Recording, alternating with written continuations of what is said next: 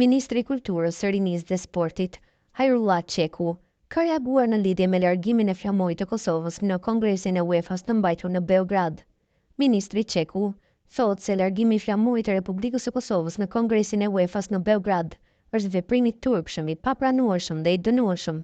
Tutja i shton se pret sqarime nga UEFA në lidhje me rastin, pasi ky është sulm ndaj shtetit të Kosovës, ndërsa bëri thirrje që kongrese të tilla të mos organizohen më në Beograd. Largimi i flamurit të Kosovës në Kongresin e UEFA-s në Beograd është veprim i turpshëm, i papranueshëm dhe i dënueshëm. Kosova është shteti i pavarur që përfaqësohet në botë përmes simboleve shtetërore. Federata e Futbollit e Kosovës është anëtare me të drejtat të plota të UEFA-s.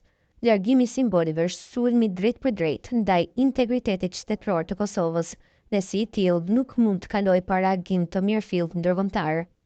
Presim sqarime nga UEFA dhe veprime efektive për të adresuar përgjegjësinë për këtë shkelje të rregullave të tyre të brendshme dhe këtë sulm ndaj shtetit të Kosovës.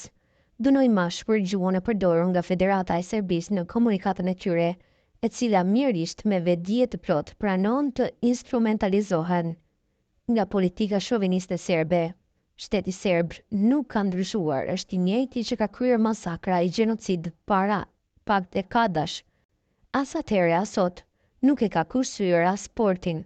Për këtë arsye kërkojnë nga Federata Evropiane e Futbollit të Sportit të mos organizojnë ngjarje sportive në Serbi, përsa kohë ajo nuk e ndryshon qasjen. Në raport me pjesëmarrjen e Kosovës thuhet në reagimin e ministrit Çeku. Po ashtu ministri Çeku në një prononcim për kanalin 10 ka shtuar se shteti i ka autorizuar qysh më herët të gjitha federatat sportive të Kosovës që t'i lëshojnë ose t'i tërheqin nga çdo aktivitet sportiv, çfarëdo qofshin ato, nëse vendi ynë nuk trajtohet njësoj sikurse pjesëmarrësit e vendeve të tjera. E kemi një politikë që e kemi komunikuar me gjithë federatat. Kudo që ndodhin ngjarje sportive në botë, pjesëmarrja duhet të ketë vetëm në simbolet tona shtetërore, pa simbole nuk ka pjesëmarrje. Largimi i simboleve do të thotë largimi i sportistëve të Kosovës, deklaroi ai. Në Kongresin e UEFA-s, përfaqësuesit e FFK-s ishin kryetari Agim Ademi dhe sekretari Markus Weidner.